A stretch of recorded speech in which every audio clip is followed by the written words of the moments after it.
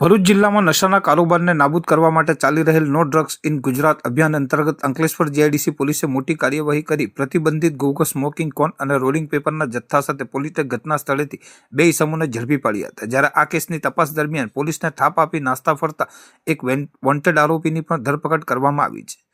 રાજ્યમાં સગીરો અને યુવાનો નશીલા પદાર્થોના સેવન માટે જે ગોગો સ્મોકિંગ કોન કે રોલિંગ પેપરનો ઉપયોગ કરે છે તેમાં ટાઇટેનિયમ ઓક્સાઇડ, પોટેશિયમ નાઇટ્રેટ અને ક્લોરીન બ્લીચ જેવા ઝેરી તત્વો હોય છે। આ બાબતને ગંભીર ગણી ગૃહ વિભાગે તેના વેચાણ પર પ્રતિબંધ લાદ્યો છે। આ પ્રતિબંધના અમલીકરણ માટે વડોદરા રેન્જ આઈજી સંદીપસિંહ અને ભરૂચ એસપી અક્ષયરાજની સૂચનાથી અંકલેશ્વર પોલીસ સક્રિય બની હતી। નાયબ પોલીસ અધિક્ષક ડોક્ટર કુશલ ઓઝાને મળેલ બાતમીના આધારે અંકલેશ્વર જીઆઈડીસી પોલીસ ઇન્સ્પેક્ટર આર.એચ. વાળાની ટીમે નેશનલ હાઈવે નંબર 48 પાસે આવેલ શિવમ રેસિડેન્સીના મકાન નંબર A/31માં દરોડો પાડ્યો હતો। આ કાર્યવાહી દરમિયાન LIT કંપનીના ગોગો સ્મોકિંગ કોનનો જથ્થો મળી આવ્યો હતો અને પોલીસે સ્થળ પરથી 2 શખ્સોની ધરપકડ કરી હતી।